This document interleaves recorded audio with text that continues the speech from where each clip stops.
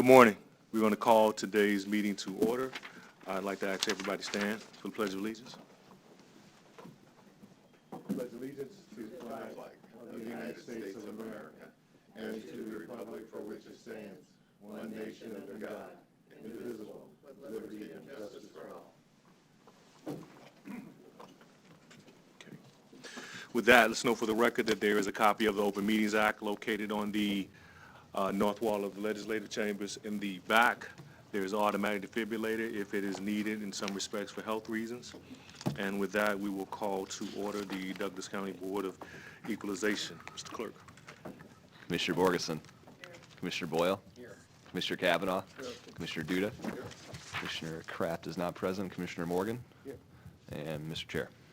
Here. Letter A is approval of the minutes of the Board of Equalization meeting held Tuesday, October 15th, 2019, and item B is called for a meeting and set Tuesday, November 5th, 2019 as a date for hearing on certified assessments and corrections. What's the will of the board? Motion by Commissioner Duda, second by Commissioner Boyle. Please vote.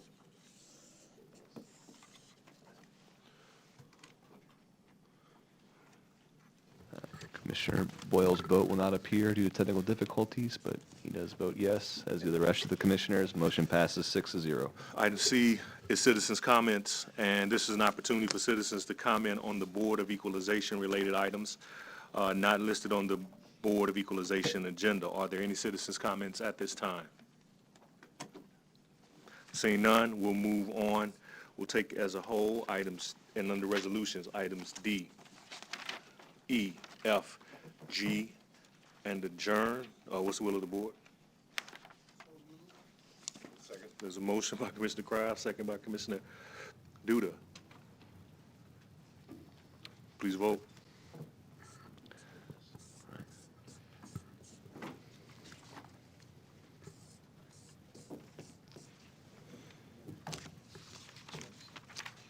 Commissioner Kraft has joined us. Motion passes 7-0. With that, we will call to order the Douglas County Board of Commissioners meeting. Roll call. Commissioner Borgeson. Here. Commissioner Boyle. Here. Commissioner Kavanaugh. Here. Commissioner Duda. Here. Commissioner Kraft. Here. Commissioner Morgan. Here. Mr. Chair. Here. Item 1 is minutes and claims. Letter A is approval of the minutes of the Board of Commissioners meeting held Tuesday, October 15th, 2019. Item B is approval of claims submitted for payment and process through Tuesday, October 29th, 2019. What's the will of the board? Motion approved by Commissioner Boyle, second by Commissioner Duda.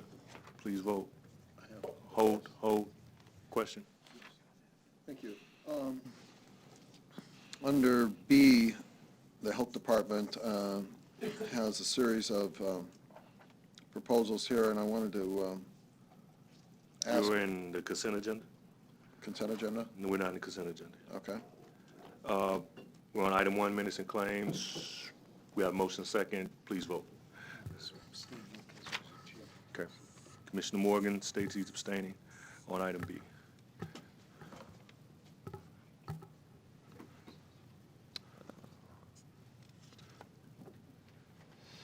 Motion passes. Commissioner Morgan abstaining, all other commissioners voting yes. Item B is the consent agenda. There are 18 items on the consent agenda. Is there a motion to approve the consent agenda? Motion by Commissioner Duda, second by Commissioner Boyle. Commissioner Kavanaugh. B4, and I see that Dr. Poore is here with us today.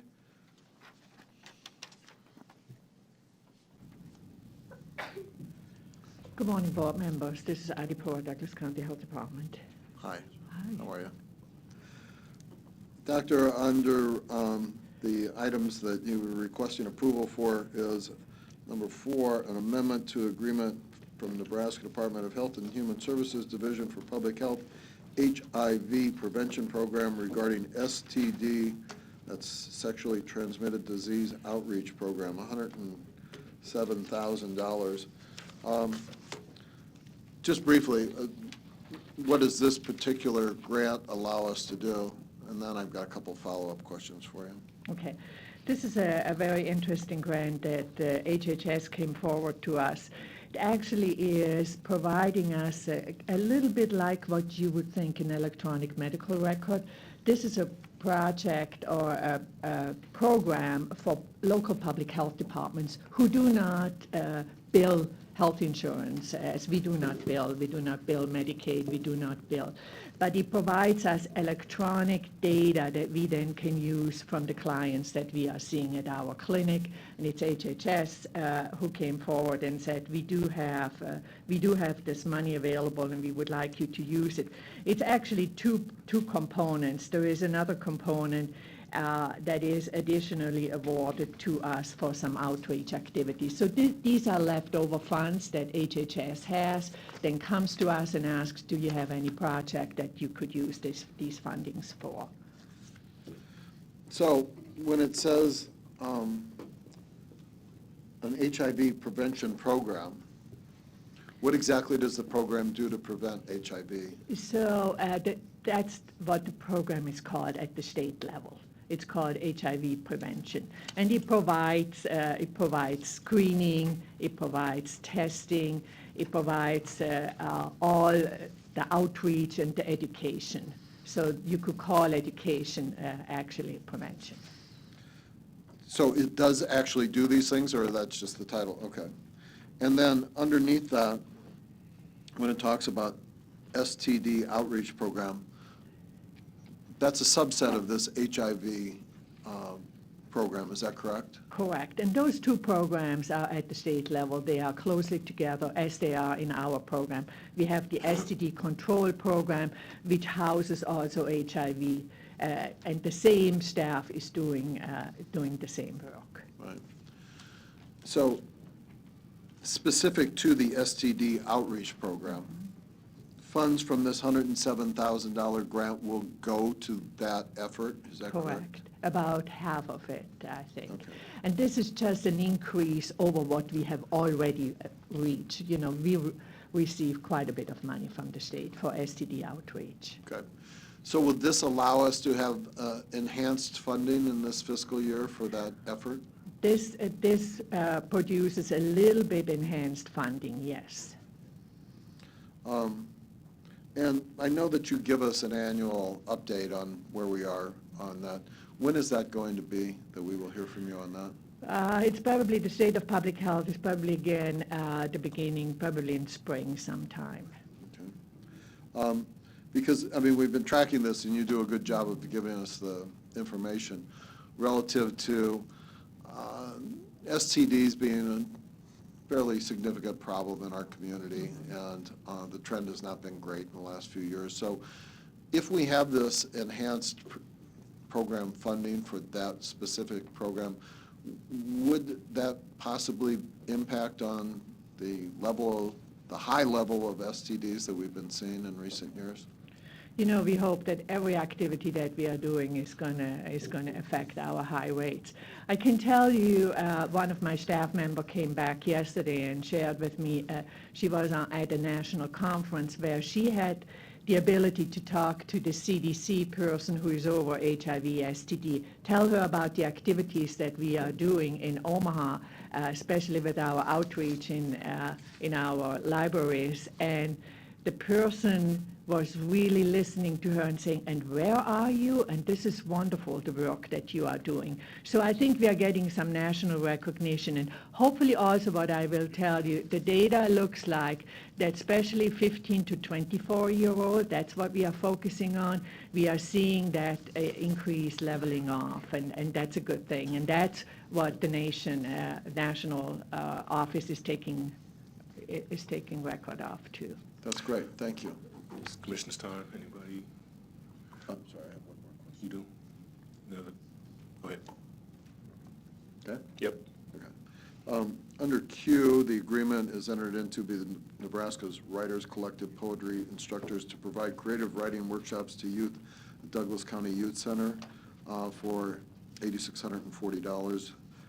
And Mr. LaFleur, I think, is here.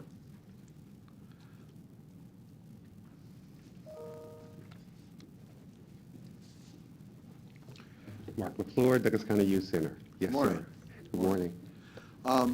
Just to give us some idea of what this additional funding is and what you would be doing with it, I see it's a new program, is that correct? Well, it's a new contract. We've been Fortunate to have Nebraska's Writer Collaborative come and participate with writing from a volunteer standpoint over the past almost 2 years. So is this a continuation of It's a continuation of the same program, but now it's as a contract provider. and prior to that, how was it funded? It was funded directly from the Nebraska's Writers Poetry Group. Okay, so we did not reimburse them heretofore. That's correct. For their efforts, and this is to do that. Yes, this is for future additional programming, but starting in November. That's great. So how exactly does this program work? Well, it's really neat. They bring a couple of English persons that go with our English teachers and encourage students to write poetry and express themselves through the written word. And over the years, I've been at the Youth Center just over 10 years, we really look to encourage our students to find ways to express themselves, and poetry has been one of those ways that's really been fruitful in finding ways to let the young people talk about their past or where they're going, or just how they feel presently. That's great. And how many kids are involved in this? Well, we currently have, I think, 73 students. All the students get the opportunity to participate in poetry. And as students, do they get academic credit for participation in this program? They can. It's tied to the poetry section of the English for their curriculum for English. So yes, it's part of their actual curriculum. Is there an instructor from the Nebraska Writers Collective Poetry group that comes to the youth center to provide this service? Yes, that's correct. 1 or 2. And how often? They come twice a week, and as I mentioned, we have class during the course of the day. Our classes with homeroom start at 8 o'clock, and then the classes are 8:30, 9:30, 10:30. We arrange, based off of the schedule of the English instructors, what units will be conducting the poetry opportunity. That's great. And so the last couple of years, children at the youth center have been participating in this. Is that correct? Yes, under the Nebraska Writers Collaborative, yes. So the program offering isn't changing, it's just the funding source that we're adjusting, is that right? That's correct. Okay. And when it says $8,640 budgeted, is that coming out of the Douglas County Youth Center budget, or what budget? That's is that? correct. Okay. And why wouldn't that, I'm just asking as a mechanical question, if you don't know, perhaps Mr. Lorenz does, why would it come up separate from your regular budget as an item here today? Well, it's just timing, I guess is the best way to say that. The timing, they recently completed the programming under poetry through the summer. I see. And our plan was to have them on contract before the year ended. Very good. Thanks very much. My pleasure. There's a motion and a second to approve the consent agenda. You want to make your point? Yeah, actually, on that very item we were talking about, there's just some, for people who might be looking at the contract online, there's some typographical errors that we've corrected on page 1 of the agreement and page 5. But just the Nebraska Writers Collective Poetry, it was just called the wrong title a couple times, and we got it changed. But so you're approving the correct thing, but just anybody who's maybe looking at it online, it's might look a little different.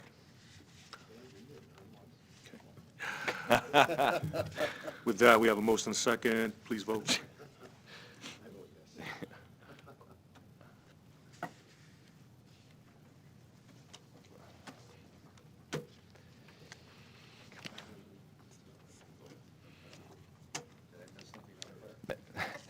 Motion passes 7-0. We'll go to item 6, which is, we'll go to item 4, which is citizens' comments. This is an opportunity for citizens to comment on Board of Commissioners related items not listed on the agenda. Are there any citizens' comments at this time? Seeing none, we move on to public hearing. Letter A, it's Class C-123221, license for beer, wine, distilled spirits on and off sale for JFBC Group LLC, doing business as the Deer Creek Sports Cantina and Tacos at 12221 Mary Plaza, Suite 102, Omaha, Nebraska, Douglas County, 68164. And manager application for Robert A.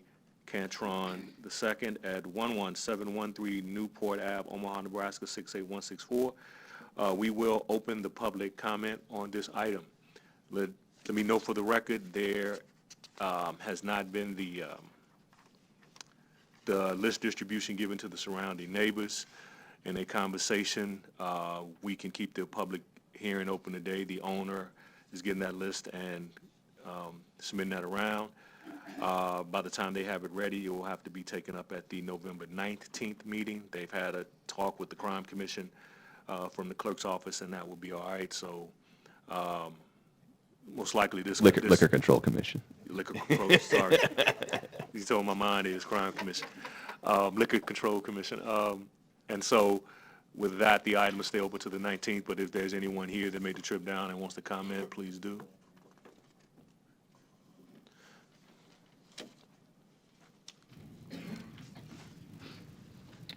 I am Robert A. Catron II, one of the partners in this company. I do apologize for not getting that list out. I am currently working on that. I got a hold of the title company yesterday to get a list. My partner currently owns a place called the Hoppy Taco down in Dundee. So we are trying to bring a place to this area that's family friendly. And I've lived in the area for 18 years.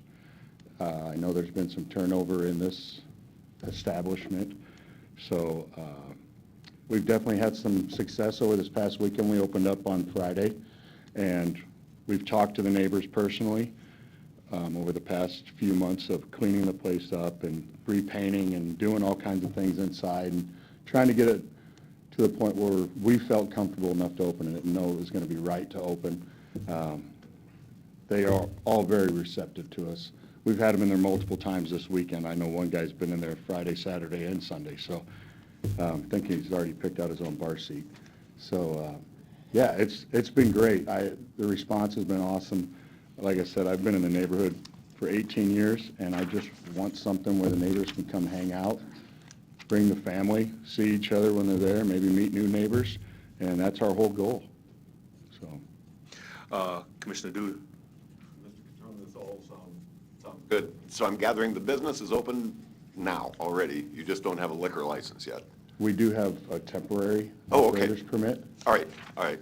So What was this previously before you got it? before I got it, it was called Deer Creek Tavern. So there's been somebody with a liquor license there for a long time. This Yes, is there nothing has new. been. Thank you. Yes. Yes, sir. Commissioner Kraft. Yes. I frequented often the Hoppy Taco in Dundee because I live on the same block. My daughter and her family lives 6 blocks away, and they frequent it often. And you run a very good establishment. So I personally have no concerns. I just wish you well. Thank you very much. I appreciate that. Commissioner Boyd. Yes, I want to ask legal counsel is this notification to the neighbors, that's a county board rule, or is it absolutely required by the state law or something? Can you tell me? Yeah, Teresa, your county attorney's office, that's per board resolution. And this board has waived it in the past, but I believe there's time, and the Liquor Commission has agreed to accept it on the 19th to allow this petitioner, this applicant, to go ahead and comply with that. Well, the reason I ask is that since he's operating on a temporary license and since it was an establishment before that, I guess the only question I would have that I'd ask of the applicant, do you know of any complaints about the previous operation of the facility? Is that why it changed or closed? Do you know? The only thing I've heard is it was just poor service, poor Okay. food. Again, I actually had a lot of the neighbors come walking in. They were curious about what was going on in there. And I've invited them in the establishment while we were in there doing things and sat down and talked to them. And I actually asked them, what are the things we can do to make it better? They said, just make sure the back area stays clean, which we do all the time. I'm always walking back there to make sure. I actually park my car back there to make sure I walk through there at night to make sure it's cleaned up. So there's a set of townhomes right behind us, and those are the people that I met with the most.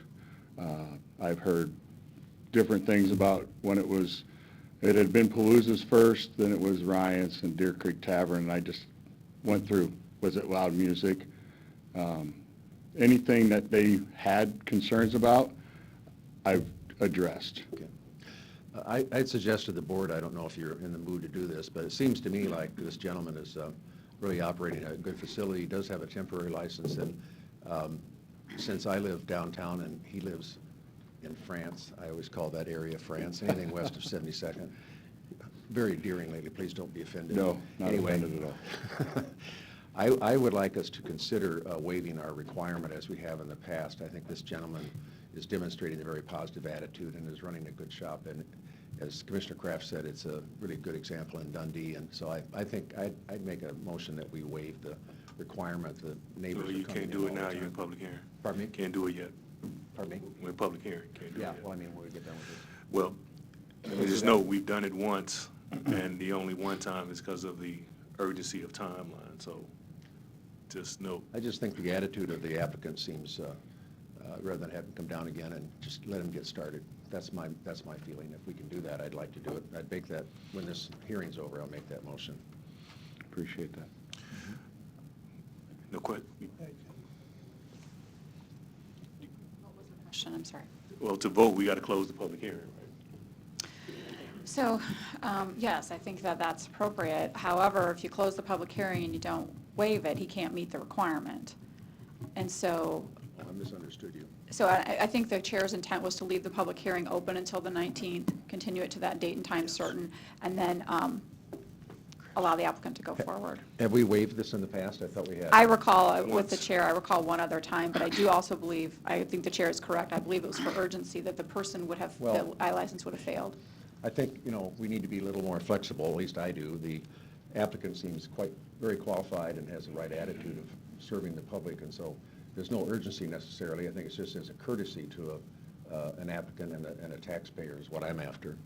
And if he's, I think right now, everybody, I think, is in the same mindset. He just needs to submit the signatures which he could send or anything like that. And I think everybody's in confidence. If you get the signatures down, next time it's just a protocol, and we go from there. Just to be clear, it's Dan Esch, County Clerk. We don't need, well, I guess there is a notarized statement, but I mean, signatures, I think the chair just means the list that people have been notified of the public Sorry. hearing. Yes, I'm working, I'm actually going to pick that up this afternoon. I talked to Nebraska Title Company. They're getting me a list of addresses within that 500-foot range, and yeah, I'm going to pick that up this afternoon and get working on sending those letters out. So either way, I will accommodate. No, what I think need you're to do. fine. I don't think you need to come back. As long as you get it in, you good. Okay, Okay. appreciate it. That's what I was going to say. If you get the signatures in, I don't think you need to show up on the 19th, Okay. unless you know of somebody who's going to really protest. Is there anybody in the audience, I don't think there is, who wants to talk on this? No.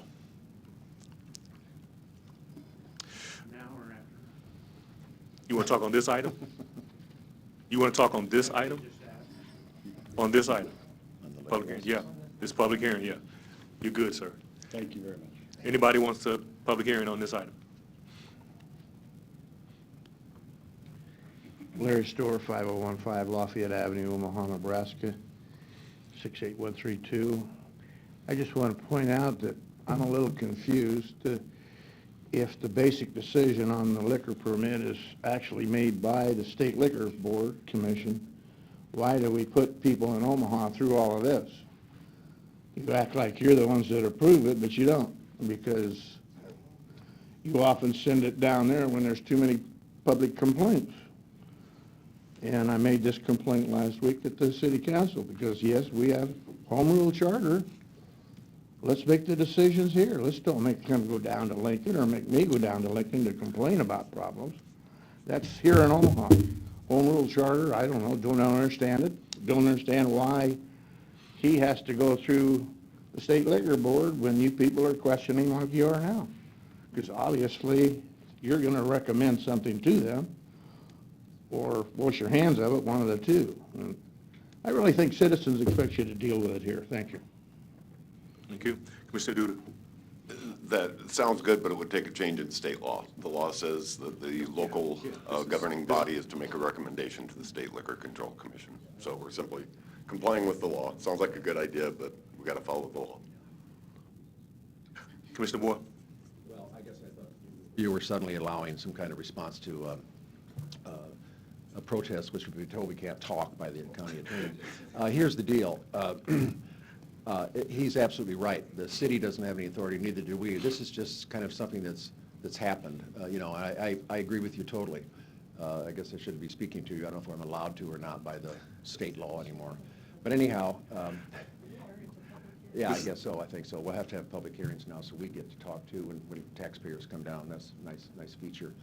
Anyway, I really think we ought, since we really don't have much to say about this, and Larry hit the nail on the head, the State Liquor Control Commission is the one that decides this.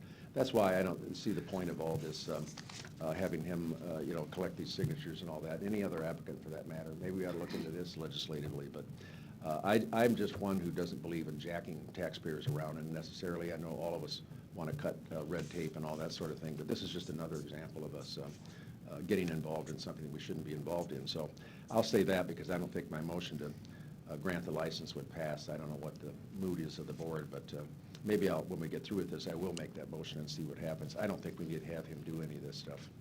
Thank you. Anybody else want to comment? Public hearing? All right.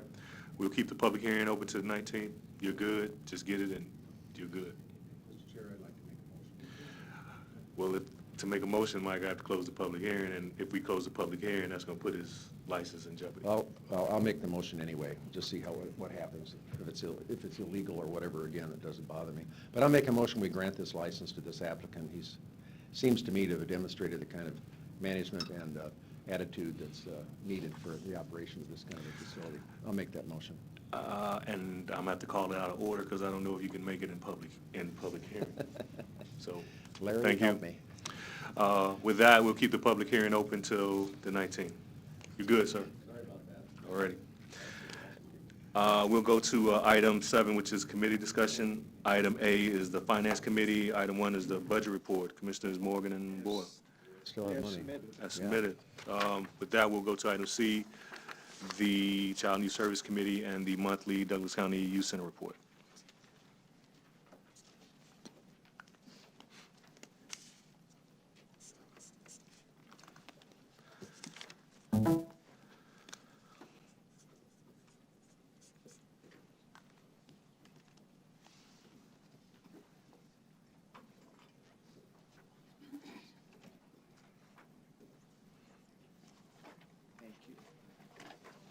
Thank you, sir.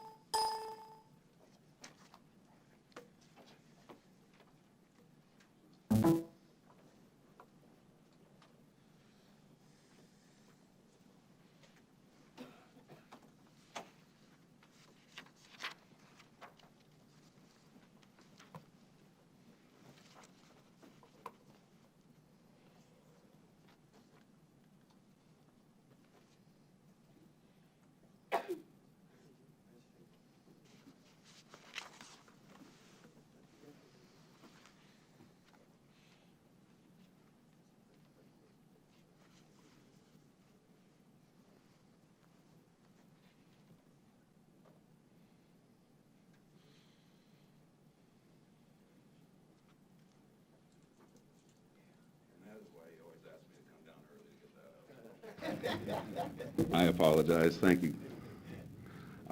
Before I get started this morning, I wanted to, we got a couple of resignations from our DMC, now the RED committee, and one of them is sitting here to my left, Mark LaFleur, and the other one was Levon Stennis-Williams. Mark took over as chair of the DMC committee, and I heard you say you've been with the youth center 10 years. That's really fast. And so he literally took over. I evidently saw him walk in the door and said, "Here, you can be you can be the chair of the DMC." And then about 5 years later, he added Levon was added as a co-chair, and the passion and dedication was really an inspiration in terms of the work that they did, and certainly worthy to be mentioned here. And just wanted to say thank you, Mark. He'll be wrapping it up December 31st. He's really put a lot of time into this, and so that's going to be missed in terms of DMC. Certainly going to find some things for you to do when you get back. Okay, with that, we will start on slide number 3. So we've had 9 students earn their diploma this year. Had a couple of really, really nice graduation ceremonies in September. The families really do appreciate that opportunity. We appreciate their homeschool coming out and being a part of that ceremony. Still have 2 students that are enrolled in Metro. Looks like a third's going to be enrolled here shortly. Actually, one of the people that graduated in September, it looks like, is going to get enrolled in Metro. Slide 5. Held the parent-teachers conference in September. 38 parents showed up, which is remarkable. And at that time, that represented a 46% participation rate for the parents to come and take a look at what opportunities are available to their students while they're at the youth center. Yes, sir.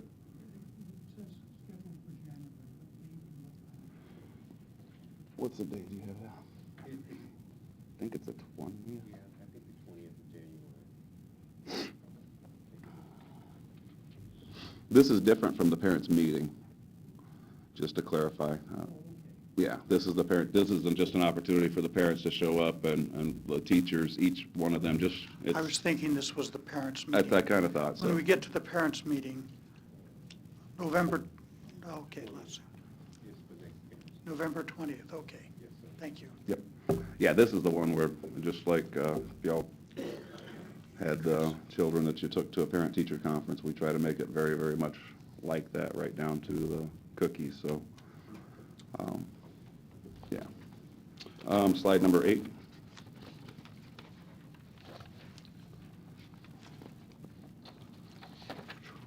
And I just bring this up because until it's in place, I'm going to continue to bring it up, but we've been reaching out and we're still waiting to get the background check back from them. If there's anything you can do, because they're kind of reluctant for some. They've always historically given it to us, but for some reason there seems to be some degree of reluctance, so I appreciate that. Charles Drew, UNMC, Creighton DCYC contract. We met Commissioner Rogers, what was that, two weeks ago, roughly? 21st? With Sherwood, Commissioner Rogers, Patrick was there, Gary Peterson, Kenny McMorris, and Dr. Lou. Yeah. We're all present. We've been waiting. Mark had gotten the contract over to Charles Drew a couple of months ago, and we've been kind of waiting on that.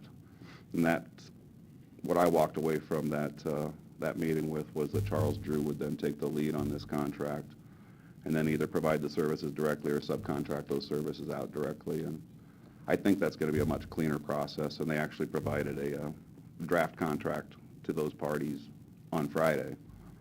And so we're just now getting a chance to look at that. But hopefully this thing will move along quicker. We do have the UNMC piece in place. Anything? Did you have a question? So it indicates here that Dr. Zucha started April 1st. Zuha. And he is on UNMC's faculty? Yes, sir. Providing med management and conducting evaluations. Yes, sir. So this is writing prescriptions, is that correct? Yeah, a part of that. Management? Yes. And then the evaluations, talk to us about that a little Sure. bit. The goal, well, one of the goals is to get evaluations back in front of the court quicker.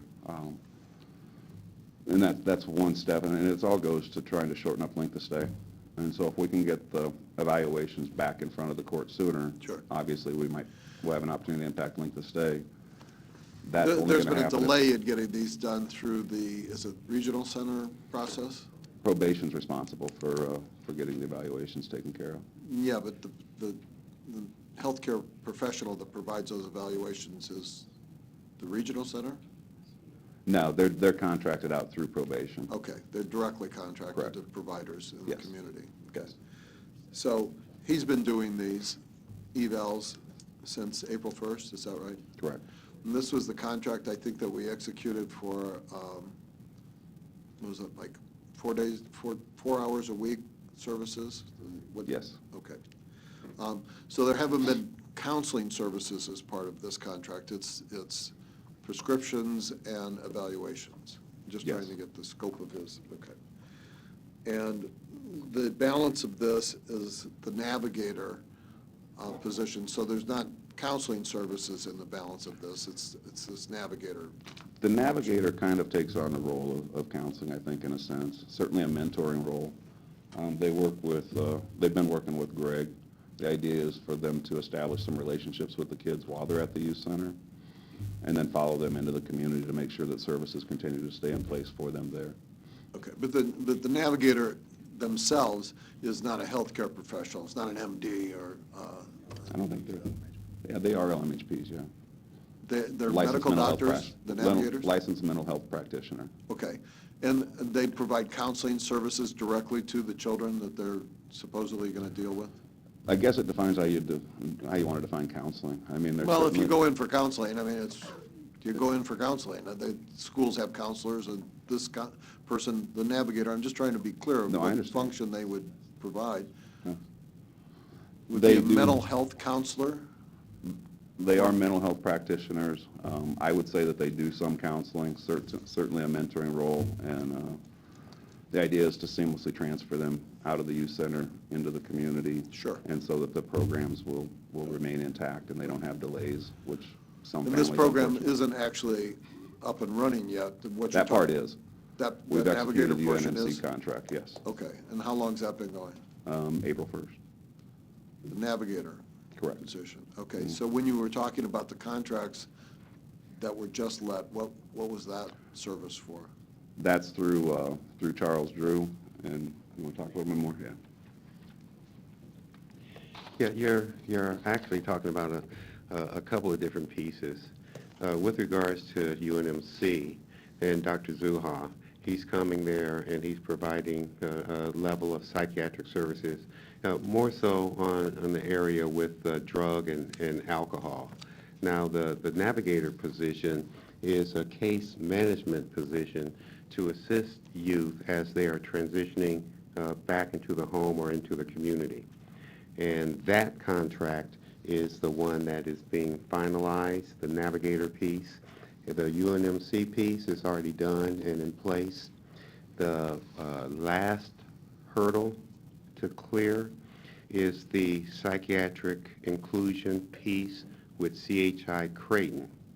And that's being facilitated under the same contract idea with Charles Drew and the navigator. So those two pieces are the pieces that are actually coming together, which Brad spoke about previously. Okay. That's Commissioner's time, but let me fill in the gaps with this, because I think this, how it's supposed to run, what got approved in April was Dr. Zuha's contract. That's the $30,000 from the board. That's matched by private support from Sherwood, and then the other government costs include the money from Region 6, and then the money that probation puts in for the eval. Region 6 has a person there that's been doing evaluation. So my understanding of how it works, person comes, they'll do the eval, I think, which Region 6 does.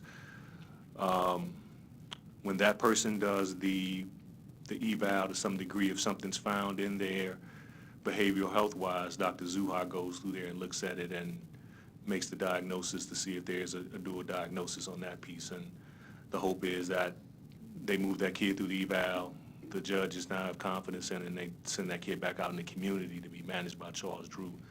The piece that needs to get solidified is that we've been trying to move the contracts individually between each entity. Because Charles Drew has a relationship with them as providers, the contract can go through Drew, and they can then pay those providers. So that's why it's going through this way, to make it easier. And in the future, it can also go there through Dr. Zuha. So they're going through there and getting that language together. So it should flow optimally. And the other person to do the evals, their working will be Dr. Badia, who already works down at Drew. So that'll be up full. That's the point of being at full speed, and you need the contracts to do it. So, Commissioner Kraft, you had a question. I thought we'd wait to the end, but you can go ahead now. We can wait till the end. Okay. Brad. Okay. All right. Slide number 10. So again, I was asked to, I have traditionally provided the forecast numbers, and so I was asked to provide the actual numbers some time ago. So you see that on the right side. So actual number of admissions through the end of September of this calendar year was 721. Average length of stay overall is 27 days from January 1 through the end of September. Slide number 13, please.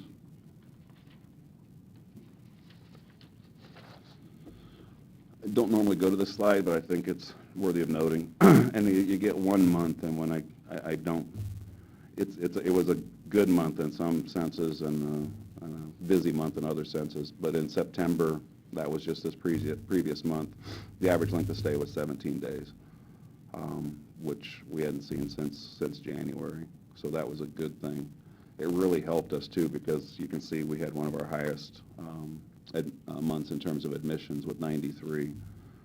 The good thing was that 33 of those 93 actually stayed with us less than 24 hours. Obviously, had a direct impact on our length of stay. Slide 15.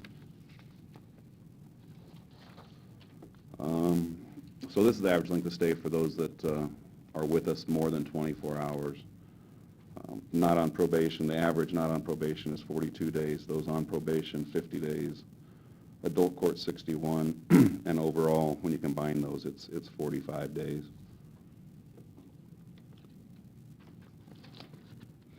Slide number 16 has to do with those youth that are with us for less than 24 hours.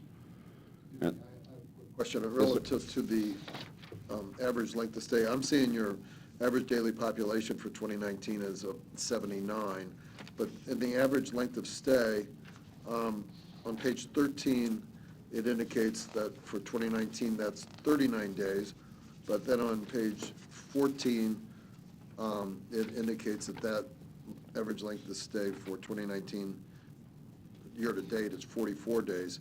Am I missing something here, or is our... No, you're not. So on slide number 13, that's a rolling calendar for the previous 12 months. Uh-huh. On slide number 14, that would just be January 1 through the end of September. I see, okay. Okay. Thank you. You good? Yep. Keep going. So again, back to slide number 16, the numbers that you see, because I always point this out because I'm afraid it might be a little confusing, but number of juveniles not on probation, number of juveniles on probation, and those in adult court. When you go down those rows, those are actual number of kids, and then when you get to the bottom row, it's the average length of stay is in hours. So we've averaged 21 kids that are not on probation, less than 1 on probation, 2.3 that are in adult court, and if they're with us less than 24 hours, their average is 3.9 hours. Slide 17. The actual numbers, again, in that right column, for those that show up at our door and they've been adjudicated, 252, pre-adjudicated, 392, 73 pretrial, 5 sentenced, and the actual number there is 722. Slide 23, please.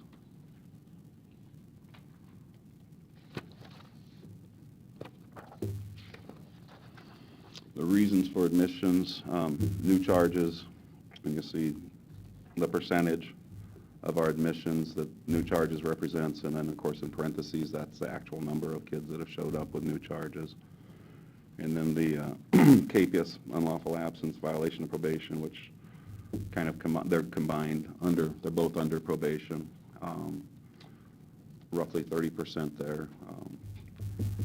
Should point out that, just so we're all on the same page in terms of how we track this, there's kids that are reported in here under new charges that were also a violation of probation, but we just report the new charge. So there's certainly more kids that are involved in probation than this might represent, but I think the right thing to do is to report the new charges. Slide 24. Our top 10 again, and you can read through that from robbery, assault, domestic assault, possession of controlled substance, theft by unlawful taking, theft by receiving, gun charges, terroristic threats, unlawful occupancy, burglary, attempted burglary, and sexual assault. Next slide, 25. Admissions by race, and we converted that, I think, a couple of months ago into percentages, so I think that does give you a better picture of what our population looks like. So 52% African American, 23% Caucasian, 20% Hispanic Mexican, 2% Native American, and 2% Asian. Slide 27. Quick question. Thanks for including these percentages. It makes Yes, it sir. a lot easier. Just to come back to what we've talked about here repeatedly in the past, there is an overwhelming representation of minorities in the majority here, 70+%. And that doesn't appear to have changed radically going back to really 2009, 10 years back. That it remains consistent, that minorities are the overwhelming majority of the kids in our youth Yes. center. Is that right? Yes. Okay. And so that is running now at 72, 74, 76% this most recent year Yes. of minority children in our youth center. Yes. Thank you.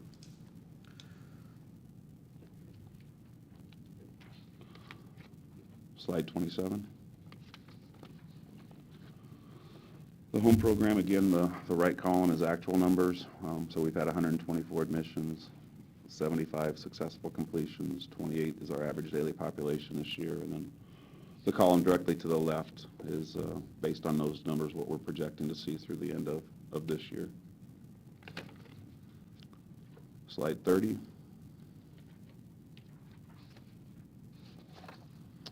Academic credits earned. Again, the actual numbers on the right and the forecasted numbers directly, the column directly to the left of that. Again, the education department really does a wonderful job of making sure that these kids, we don't want to see them fall behind while they're with us. We want to see them actually be in better shape when they leave us. And we certainly, I'm just so proud of what they do in that respect. I think that fights some of that hopelessness that some of the kids feel when they start to fall behind. And so thank you to the education department. Slide 32.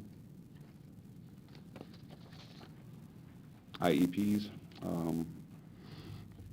Again, actual numbers on the right, forecasted directly to the left.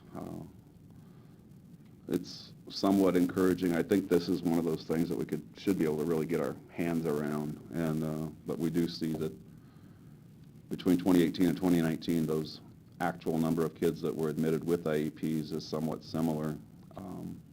And yet we're trending down in terms of those that have shown up at our door who have been with us before, which is a good thing. Our special education teacher has put together a PowerPoint, and I thought it was extremely interesting, and I think was something that you might find interesting as well. And if it's okay, I would like to have her come next month to provide that, that PowerPoint presentation to you. I think you're going to be surprised at some of the information that relates to RED, previously DMC, that you were just talking about. Certainly overrepresented in that population, this special education group. And she is a wonderful teacher, very passionate, and I would think you would enjoy her presentation. Slide 38, please.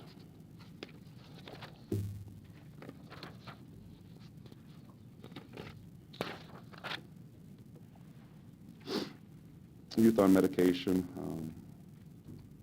So antidepressants leading the way, psychotropics following shortly behind, asthmatics and stimulants, both at 9, and that's in the average column, and then you can see the other medications on that list as well. Slide 39.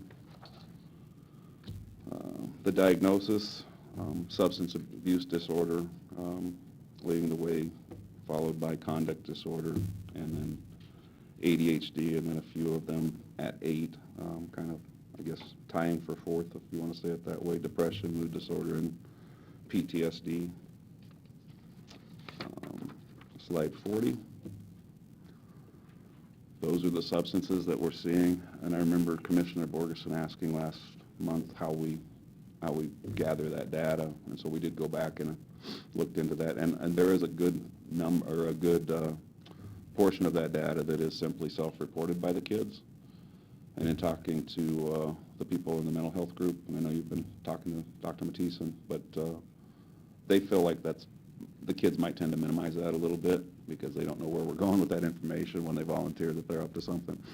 And it's simply for us to be able to take better care for them, but I understand where they're coming from as well. And then sometimes we get information confirmed through probation or evaluations and some other avenues, but they try to do more than just self-reporting, but there is a good portion of that is simply self-reported. Slide 41. I stepped out for a minute, but I think Dr. Port discussed some of this with you. So again, the actual numbers on the right, forecasted numbers directly to the left of that.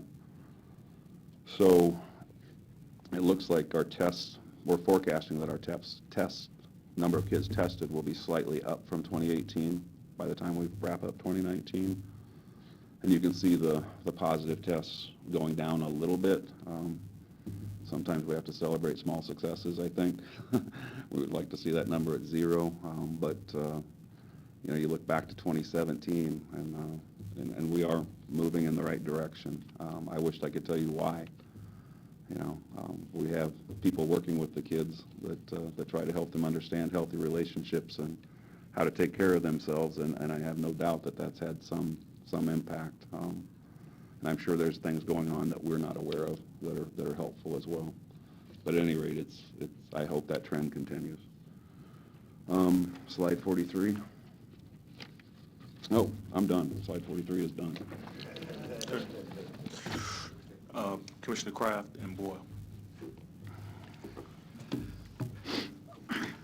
You know, having 48% of the parents turn out for PTA, I believe is fantastic. Yes, sir, I agree. And you said we're one of the few places that do a PTA. Yep. How are we reaching that 48%? How are we achieving that, excuse me? We've got a few things that we do. We have a family liaison who is another person I would love for you to meet, but Well, bring them on down. she is so We'd love welcoming, to. and the families are just kind of drawn to her. And then our teachers, and Mark's always present too, and Mark's a pretty easy guy to get along with, so. Are you sure? I'm positive. I'm positive. But it is an encouraging number, and the thing that we hope to see is that that they learn that this isn't a scary process of being involved in your child's academic success, and that it carries back into their homeschool. Good. I was going to ask you that. I thought it would. I hope so. You know, this could be part of those things that slowly change our environment. Yes, sir. Now, the parent orientation, how's that going? Good, it's up and down. The last one, we were trying to find like the sweet spot in terms of the day of the week and the time, and so we tried a weekend, and we ended up with 3, which I think was the lowest number that we've seen. So we're going to try another time. So November 20th will be at what time? Right now, I think it's at 10:30, right? 10:30? 11:30. Okay. I plan to come. Please do. And because I know Commissioner Morgan and I were at the first one, and I can see a tremendous amount of good coming from that. Thank you. Credits earned, congratulations. Thank you. And the IEP that returned, that number is way down. Any ideas as to why? I'm glad it is. You got to meet Shauna. Just a quick story about her, just I think it demonstrates her passion. You know, she had a kid that was at a homeschool. I believe he was on the home program, and she continued to work with him. And we were having a really hard time getting him to go to school. He would go to school. I guess it was more difficult to get him to stay at school. And she stayed on top of him and told him flat out that if you don't want me coming up in a robe and curlers in my hair, dragging you out of class, so you better stay there. But that's just her level of passion. And when you talk to her about these young people, it's just, she loves them. And I think that's, you're starting to see some results from that. And to be loved by somebody sometimes Yes, sir. is all it takes. On page 38, the downward trend in, wait a second, I have the right page.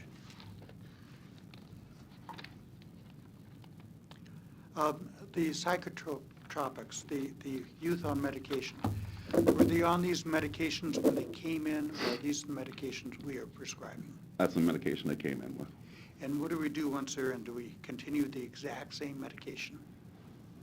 I think more often than not, yes. And do our psychologists and psychiatrists look and make sure that they're not being overprescribed? Yes, I mean, they work with their home physician.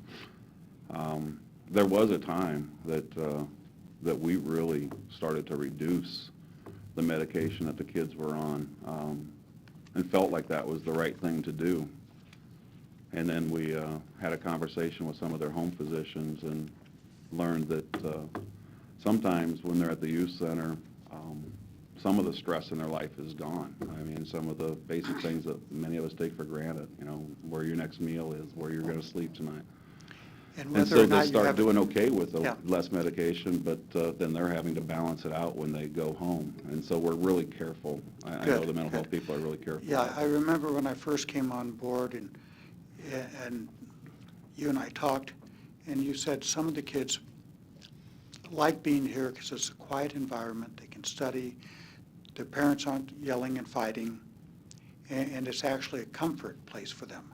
And I found that hard to believe, but I'd come to accept it listening to some of these youth and reading a lot of things, some of the conferences I've gone to. So yes, it can be a comforting place, even though it might not seem like it. And sometimes all we need to do is to convince the kids, go to the public library. That's what I did. My parents didn't fight, but that's what I did after school. Go to the public library. And maybe they need to be introduced to the public library. That's all I have. Thank you. Yes, sir. Thank you. Commissioner Boyle?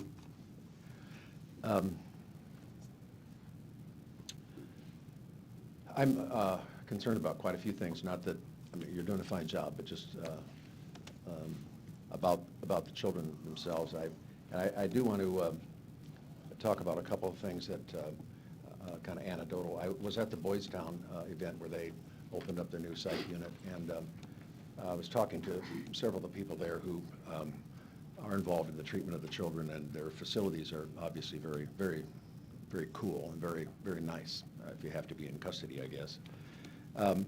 One of the things they told me, I asked about the drugs, the psychotropic drugs, and Boys Town, I believe, takes everybody off drugs, everything. And I asked them, how does that work? And they said, well, it's difficult, of course, but we find that many of the prescriptions, I believe I'm correct, that many of the prescriptions were given by a family physician who has no real experience in treating people with psychiatric problems and things like that. So I believe they remove them, the drugs, and then deal with it. And I could stand corrected, but I believe that's what they said. The other thing, that was a big thing from Boys Town. And then I attended a judiciary committee meeting at Metro Community College, and I went down there to complain about costs and things, which, and hoping they could help us a little bit, even though they're not the appropriation committee, but try to get them in thinking about that. Excuse me. And sitting at the table waiting to testify, there were children there who absolutely around the room. Excuse me. So I yielded to the children to speak because they had to get back where it was they were going by 3 o'clock or so. Anyway, when the kids came up, almost all of them had been at Boys Town. And All of them. they had, God, this, the stories, you're nothing new to you. You've heard some incredible stories, and I think most of us have too as well. The children that testified, it was, I really think what I'm going to do is get a copy of the testimony and distribute it. It's public, of course. But the children talked about how their lives were and what they were like now. And the big takeaway that I got from it was how they were treated at Boys Town. They felt loved, embraced, someone cared about them, all that sort of thing, in that housing situation. And which, of course, is, we all are familiar with what Boys Town does and how they do it. It was really an incredible experience to listen to those children talk about what they had been through and how Boys Town turned it around for them. And that brings me to the concerns that I still have about the Juvenile Justice Center that we're kind of in a pause right now. But that, and we're probably, some of us have talked a little bit, and it sounds like we're going to have to start all over again. But I'm concerned that may not be, I'm still concerned that may not be the answer. And I'll tell you what really makes me think that even more is going to page 24 of your report. I've talked to some people who live in San Francisco, and San Francisco is on a path to totally abolish youth being locked up. They want to stop it entirely, but that doesn't surprise anybody, I don't think. But that's their attitude. They want to totally shut down their juvenile system. No kids go into any kind of detention at all. And when I talked about that to the residents, they said, well, there's a big facility over in Oakland that's where they'll end up. So what I'm concerned about is on that page 24, who of these children would be in our programs that we're talking about? The ones where we divert them to the Omaha Home for Boys, the girls that we send to Utah Holly, and the children that would go to over on 46th and Dodge to Child Saving Institute, whatever it's called. I'm really concerned about it because when you look at this, I just can't see many of these children qualifying for that. And I know that it all begins with other people, that you're not necessarily involved in that decision, and neither are we. But again, I want to express the concern I have about kids making terroristic threats or gun charges or theft by receiving and assault and domestic assault. I mean, who of those children are going to qualify for these programs? Anyway, that's a question that really looms big for me, and I'm not sure we're on target with what we're doing. So I'm still uneasy. I'm known in my family as they call me the worry ward. I really am, and I worry about this. Commissioner Borges. Thank you, Mr. Chair. Brad, I'm glad you started off with thanking Mark, and I also want to include Levon on their service for the DMC committee. I'm extremely disappointed, but understand and look forward to continue to work with them on the DMC issues, even though they're not officially in a co-chair position. So I know you're behind the podium, Mark, so thank you for your service. Have we done any more work on the dyslexia program? Yeah, yes, we did meet with OPS and, of course, with Clarice. And we looked at the plan with the READ 180 to see how that's going to fit. But it looks like the Orton-Gilliam is really the best pathway to put together those reports. So we're planning on getting together again first week or so in November to keep things moving. Okay. But she was. It was a lot of good information, and we got some clarity on just what that role that READ 180 is doing with the school. Good. The concern we have there is that, I think, well, I shouldn't say that, but the Ord-Gilliam, am I saying that right?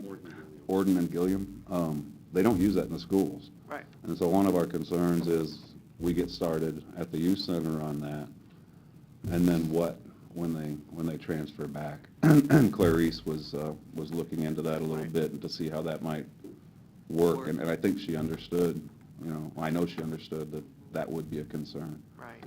So do we know yet if the schools have actually started the screening process for dyslexia as per the legislation that was passed? What was the lady that was there from the schools?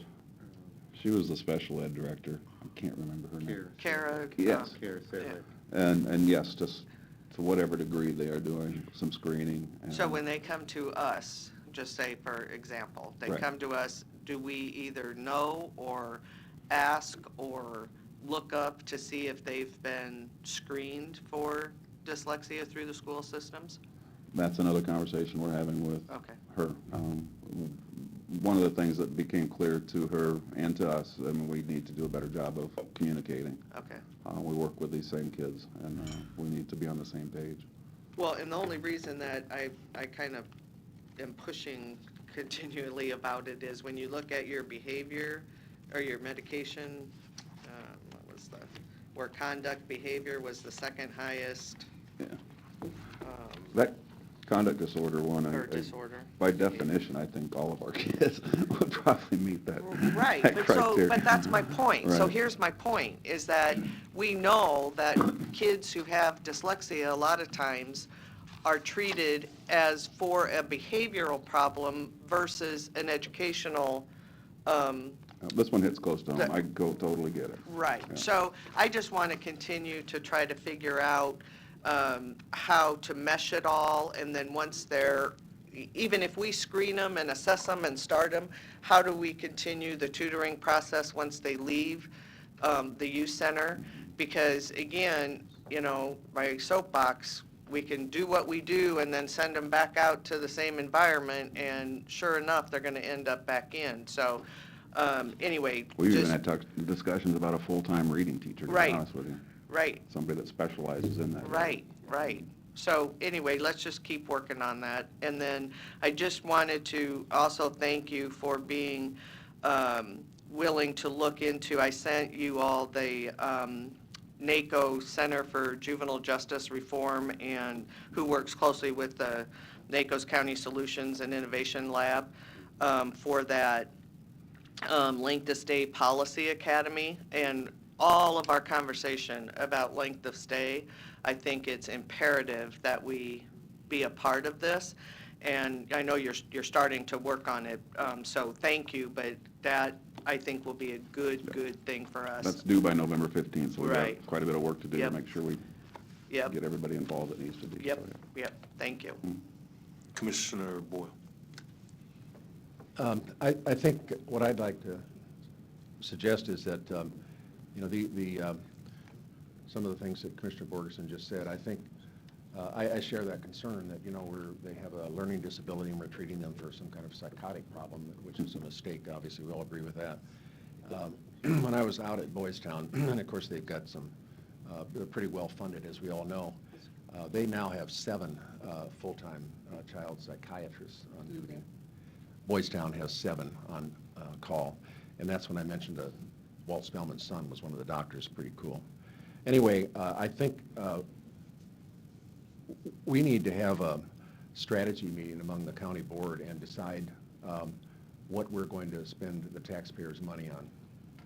And I think we need to decide that. because I think our priorities, we're not addressing some of the main problems in my view, and I know this is not criticism, but it's just an observation. It worries me again that maybe we're focusing on some things that we really need to refocus and reallocate some of our money. And I think the area of mental health is just absolutely screaming for a real serious look. So I think maybe, as the chair, we're going to have some kind of we need to have a real frank discussion about what we're going to do about it, because it is our responsibility. Now, the federal government said, good luck, and the state says, we'll see you, and so here they are.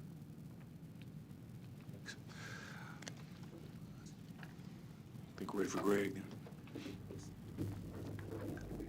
If I can pull this off.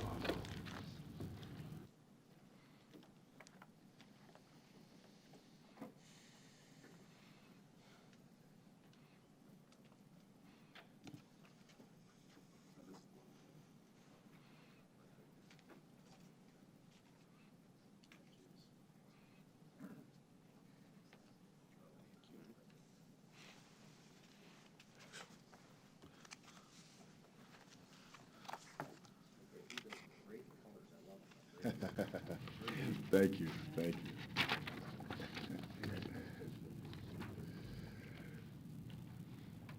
Does need to be up on the prompters? They're good, okay, there you go, perfect, thank you. All right, good morning. First off, I want to apologize. There was copies that were sent out that had some inconsistencies in terms of correlation and in terms of some of the updates that were on there. I was out last week, late towards the later end, and I had to get it done yesterday, so apologies about that. There's still a couple in here, and I'll point those out to you, but just to kind of process through some of this stuff. The race breakdown is, the numbers are a little bit higher than last week in terms of African Americans at 44, or last month in terms of African Americans at 44, Hispanic at 17, Caucasian at 12, and then Native American at 3. Oh, sure will. Sorry, apologies. Okay, there we go. Sorry about that. The gender breakdown is 67 male and then 9 females. Slide 3. The age at entry breakdown, just some things that really kind of stand out about this when they come to us, meaning that what they're doing in the community to arrive. The populations are ages 17 and 16, that numbers are really, really high. And so I think that could be indicative of just some programming requirements that could be, could be helpful for the community to target some of those age groups. So 31 at 16 are currently in there, and then at the age of 17, we have 22 that are currently in there.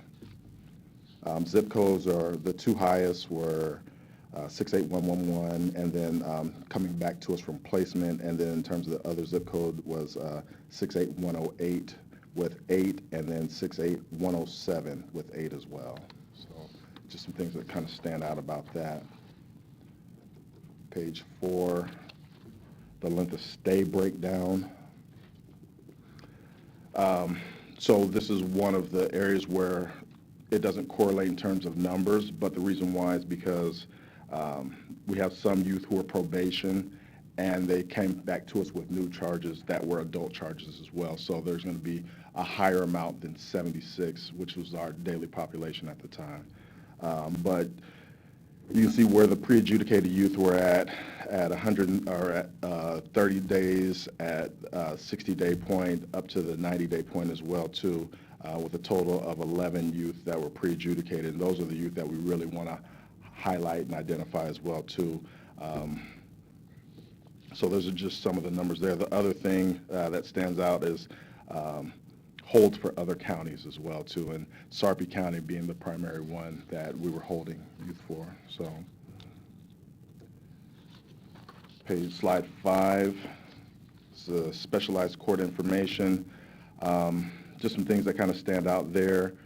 We have 39 youth with the type of court that they're in that are just purely juvenile court. We have 23 who have adult-only charges, and there were 7 who had a combination of juvenile and adult court, and then 3 with federal charges, and then 4 youth combined total at that point with that were on hold from either out of state or other county. The delinquency status, we have 6 youth who are pre-adjudicated currently. Now, we have a total of 11 youth who are pre-adjudicated, but at the time when this is done, some of them, even though they're still in, had been adjudicated but were still with us. And that was 5 of those youth. 6 of them have yet to be adjudicated. So I just want to put that, to make that point stand out. So, 18 youth who are non-probation with adult charges, and again, 3 youth who are with federal holds on there. The other thing, this goes back to some of the contract work with Dr. Zuha and being able to expedite the evaluations. We only have 5 youth who are currently awaiting evaluations, and I mean, that's dropped tremendously from when I started doing it. I mean, I've seen it up to, 15 at one point, so it's really encouraging to be able to see that number drop. We have 5 youth who have release orders and for a variety of reasons have not, in terms of beds being available, waiting for ICPC to take place, which is from probation, where they're waiting for interstate compact for another state to be able to monitor and supervise youth while they're at that facility in another state. And that takes, a few weeks to be able to have that transition. And there's also 2 youth who have release orders, but the language of the release order reads that once placement has been identified, and that's typically a shelter or a group home setting, then that youth will be released. So it's not actually a release order, but it's indicated that once the placement is located, they will be able to be released. So that's why those 2 aren't reflected on there, because they're not actual release orders. Slide 6, violent offenses. You can see that 37 of the youth who are in there have violent offenses. There are 15 who are in there for nonviolent offenses.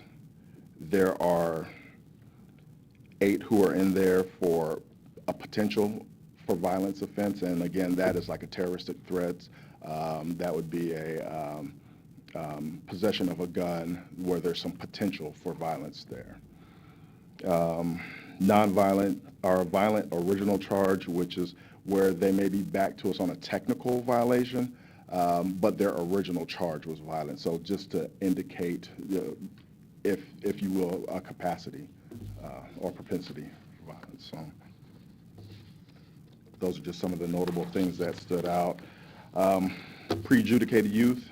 These are the youth that Commissioner Rogers always talks about in terms of county kids that we really want to hone in on and focus and see what the path is, see some of the things that we can address, such as recidivism. And this is one of the update issues. On the narrative, it says that there's 4, but there's actually 8 youth who recidivated, came back to us again, and 3 who were county kids who just came to us for the first time. Again, 11 pre-adjudicated youth. In terms of the length of stay, there are 3 pre-adjudicated youth who have been with us from the 31 to 60-day point. Excuse me, that would be the 1 to 30-day point, and then 6 who were there from the 31 to 60-day point, and then 2 youth who had been there from the 61 to 90-day point. In terms of violent offenses, for the pre-adjudicated youth specifically, there are 8 who are there for either a violent charge, for a potential violent charge, or who were there for an original violent charge, and then 3 with nonviolent charges. Next slide, 8. It's the probation youth. The total of 36 probation youth. 25 of whom picked up new charges, which is up from last month. 32 of those have recidivated and been readmitted to DCYC. 6 of those were violation of probation. 12 of those were, excuse me, unlawful absence, and then 6 of those were failure to appears. Final slide. The top 5 reasons for delay from detention. Again, the same ones, evaluations, see where they're at with 5. Court delays of 30 or more days, a total of 25 youth, and that's to be expected with some chairs missing from upstairs with the courtroom. So I fully expect that once those chairs have been filled, then we'll have youth being expedited throughout the court a little bit quicker. Motions to transfers, up to 15 youth who have adult charges who are waiting to see if they'll be able to be transferred back down to juvenile. So there's always a delay with that process. There are 7 youth who are HHS involved, and that requires placement from them.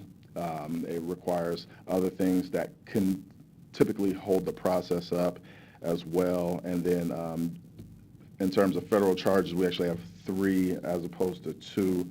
And then the last one, as I mentioned, we have 1 youth who's waiting interstate compact. And those are the top 5 to 6 reasons why, we have issues in terms of expediting youth. So.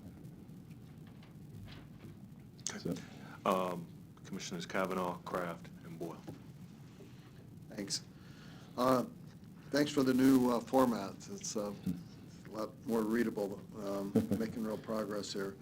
On 6, where you break down offenses to break out violent offenses, I'm just trying to correlate this with the youth center report that we just received, basically on the same kind of a topic, categorizing offenses, and that's on 24 in the youth center thing.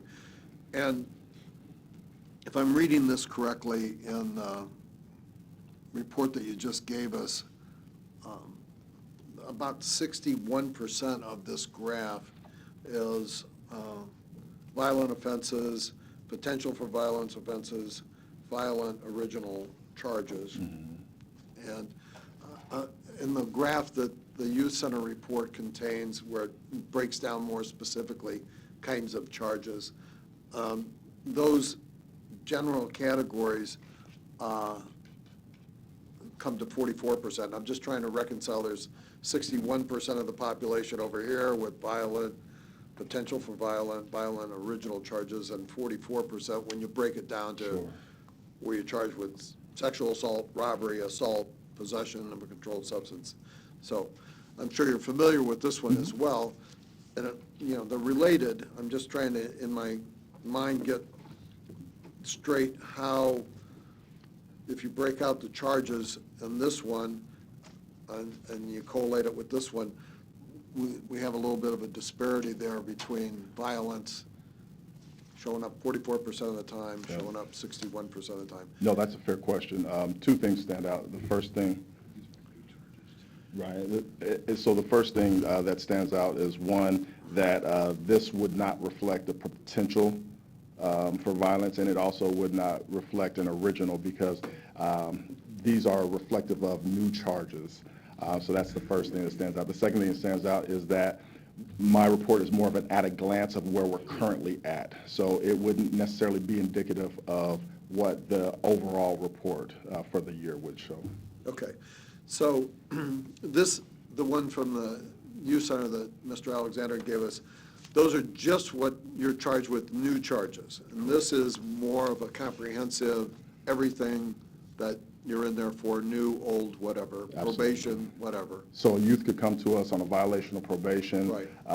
And the violation may be that he or she continued to use drugs, so they were violated, or picked up a new charge that was not violent charge, and the original charge may have been. And so I'm just putting a reflection of what that capacity may be, or the propensity may be. I see.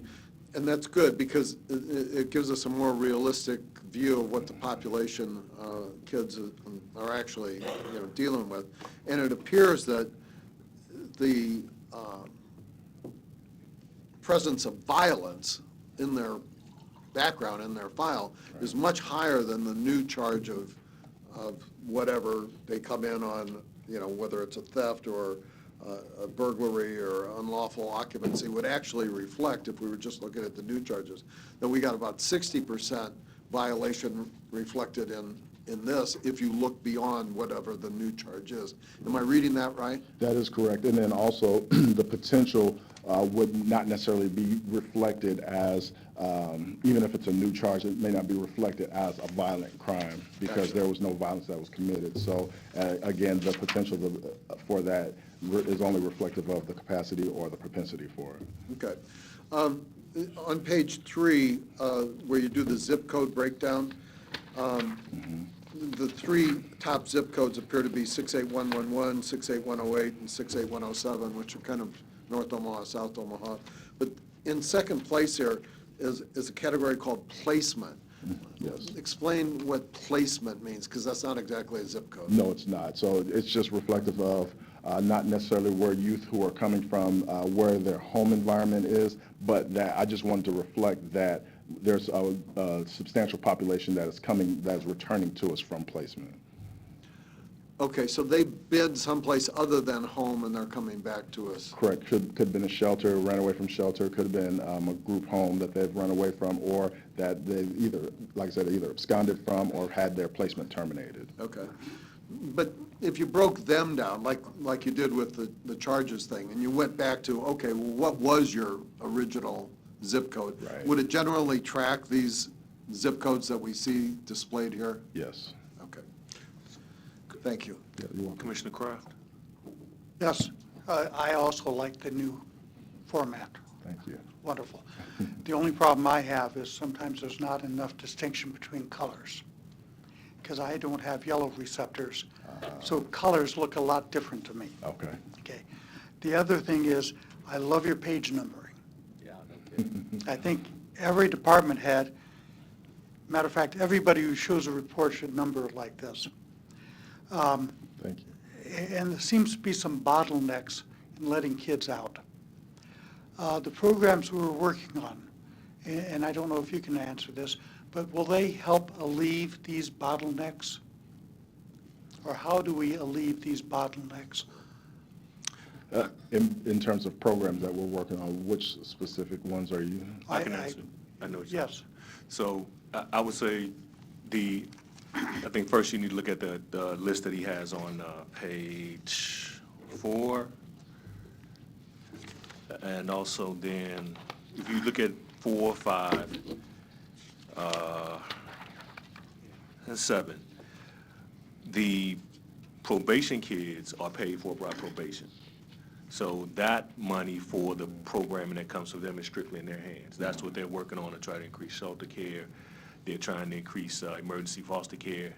And so now they were on pace. They're saying now, at least from my conversation with the judge, that they're having trouble keeping up with the capacity of shelter care. So that's one program piece that's being paid for. The program piece you're paying, you're talking about this, the private money and other stuff, that is what you're trying to cipher through right now with what the need is as they continue to break down in case processing with the pre-adjudicated kids. That's the money, because the money is more flexible, and also I think part of that money, once the program, they get it honed in full time, some of that money will be used to pay for the program that was talked about with Creighton, UNMC, and Charles Drew to sustain that program. So those are what's identified right now, and I think there's talking to get a use of those program funding to see what's going on. So that's what that money is used for. We're working on the Yeah. bottlenecks, Yeah. good. And then, when you get to page 9, on the bottom of page 9, I really like it where you have the chart, where you've broken out and put that, if you could put that on every page, to go with your pie charts and your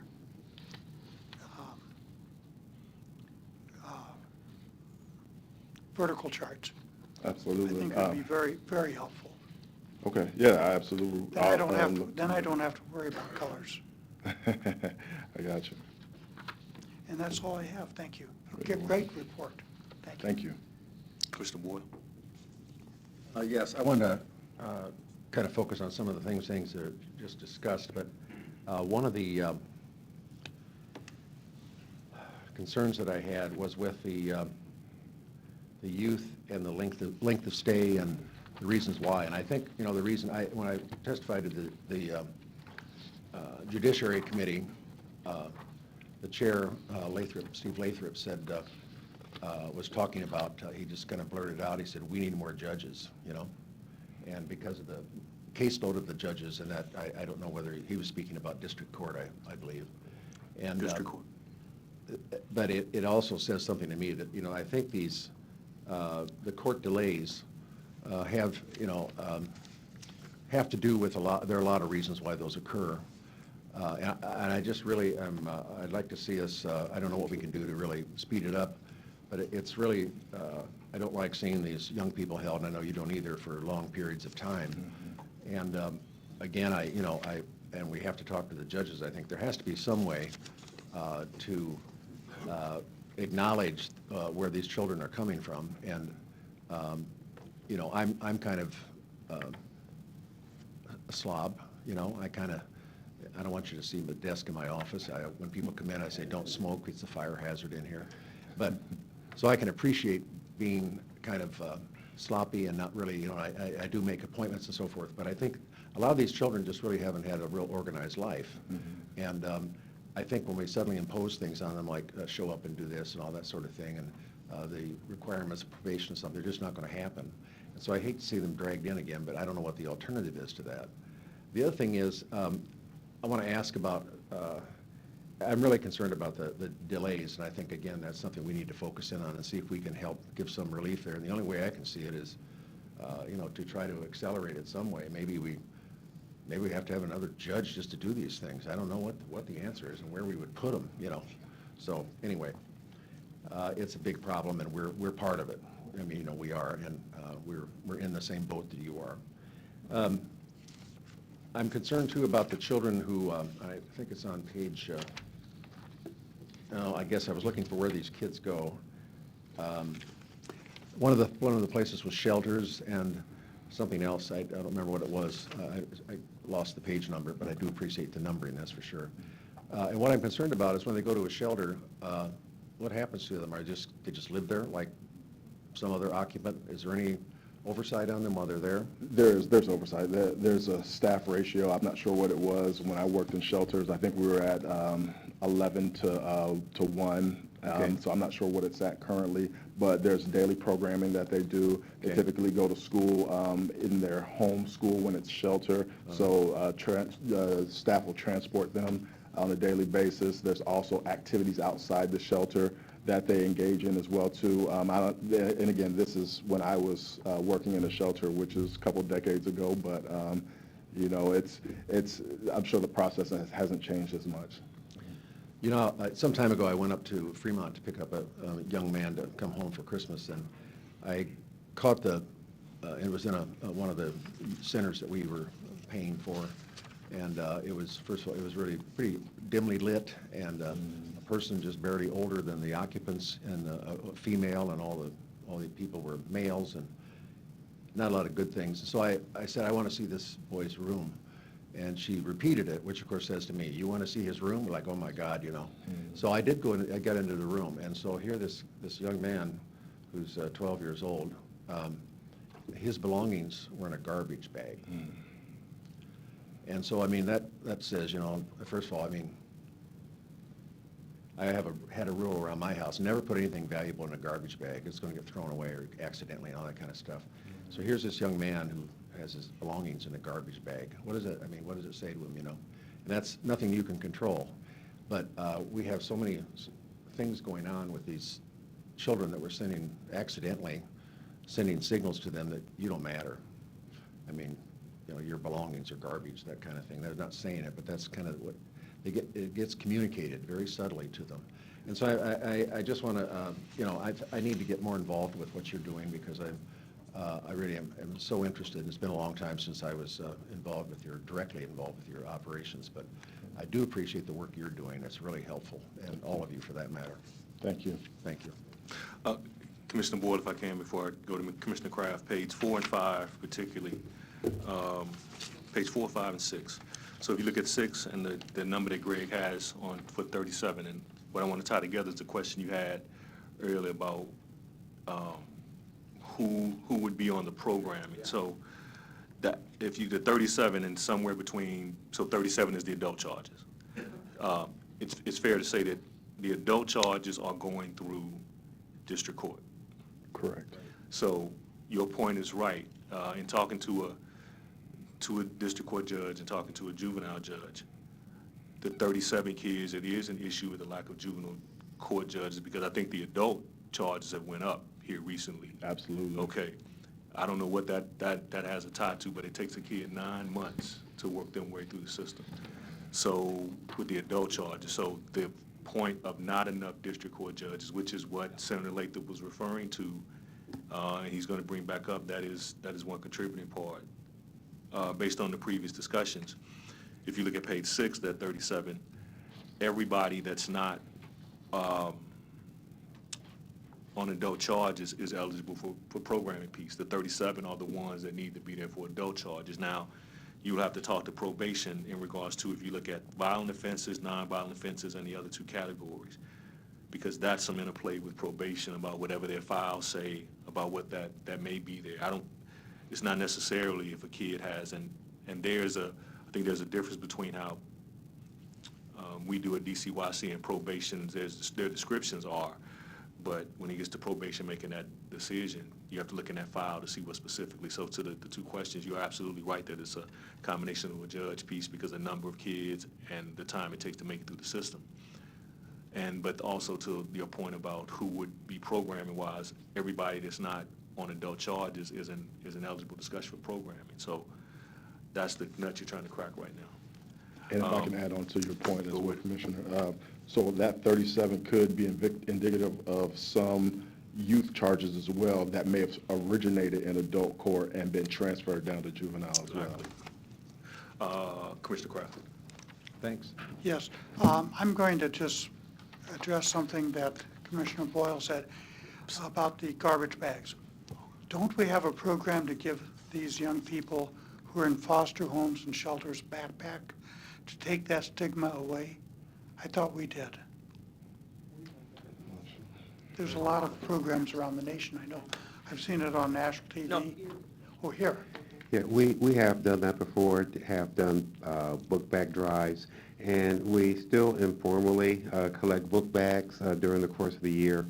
Some of our students, when they return to school, we provide them with a backpack. But we don't have a regular flow. We do periods of time, mostly before school starts, when we do a backpack request. Okay, yeah, and I'm talking about not just books, of course, but for their personal belongings in foster homes. Thank you. Yeah, that's an opportunity for us going forward. Commissioner Borgeson. Just to at Reconnect Inc., Mark, they have a decorate a duffel bag for those types of children. Thank you. So on page 6, the nonviolent offenses, that was 15, correct? That is correct.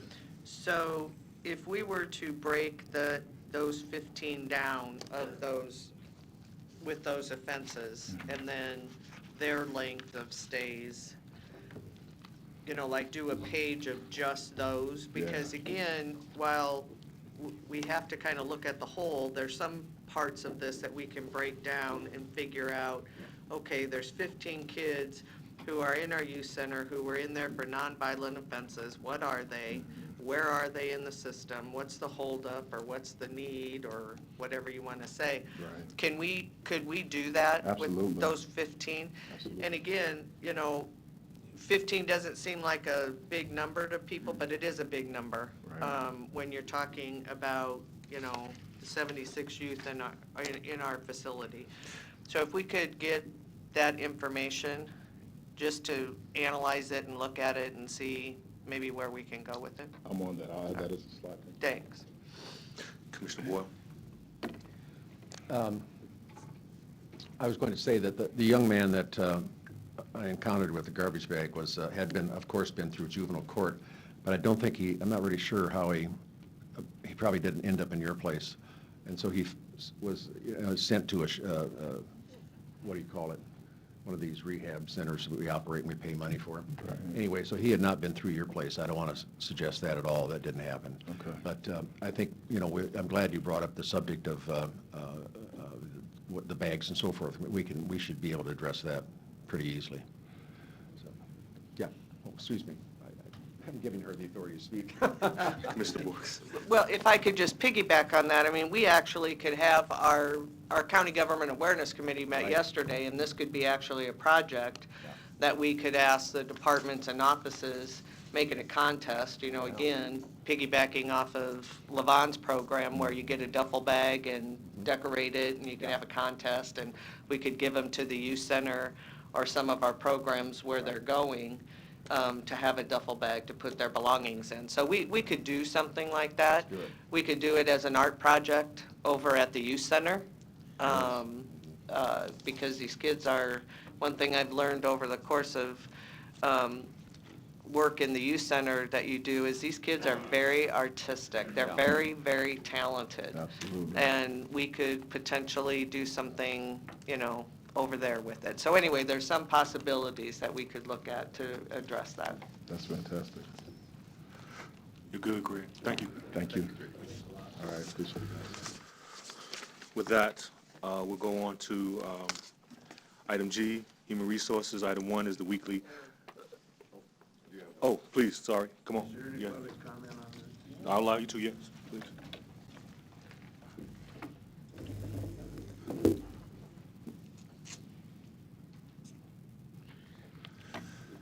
Larry Store, 5015 Lafayette Avenue, Omaha, 68132. A lot of nice work, hard work here, and it's pretty.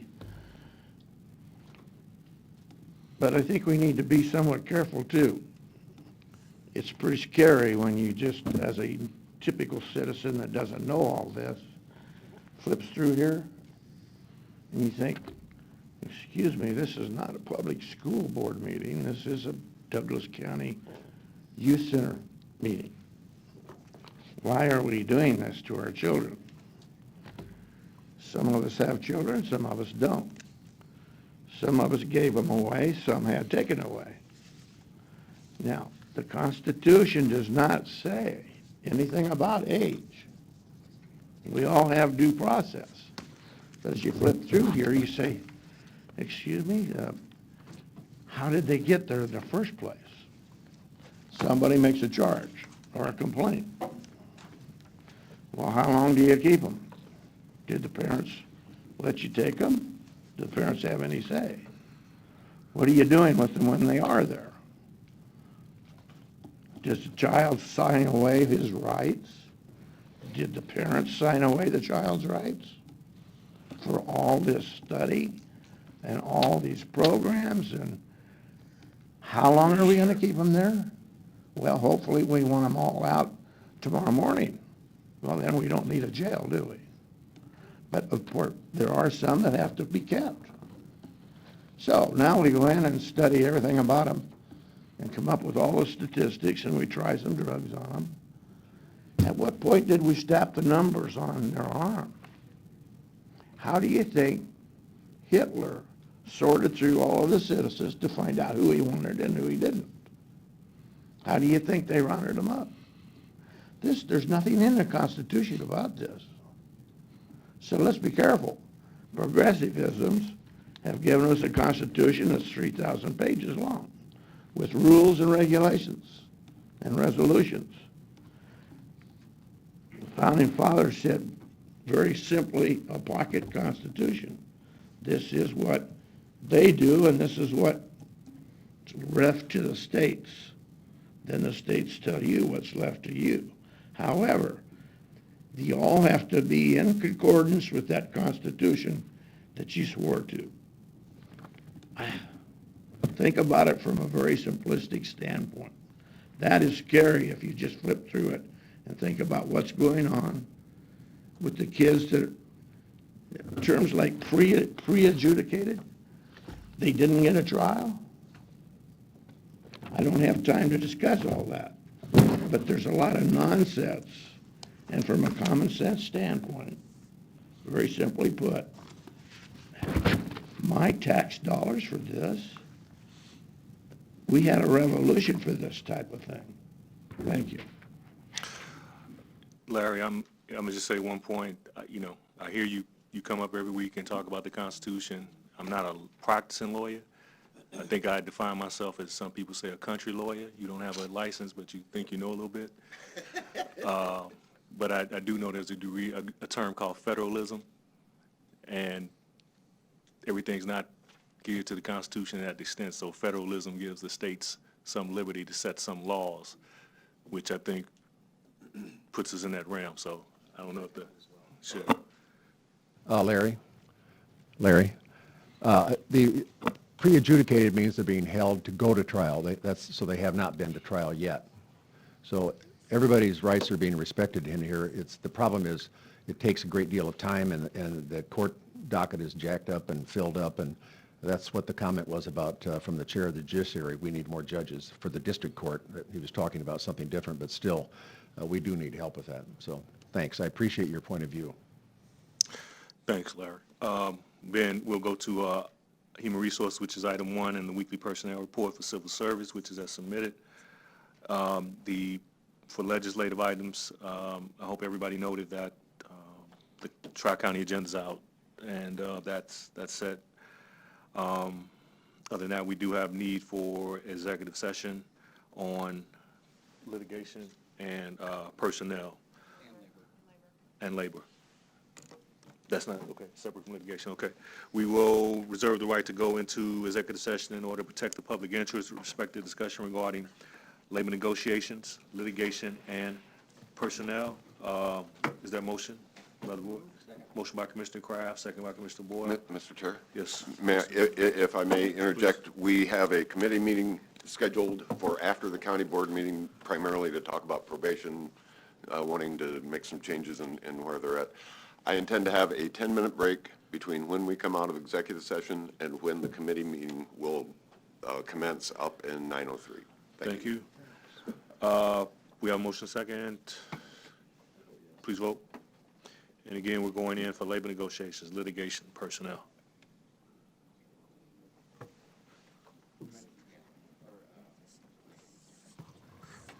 Commissioner Kavanaugh? Yes, okay. Commissioner Kavanaugh votes yes. Motion passes 7-0.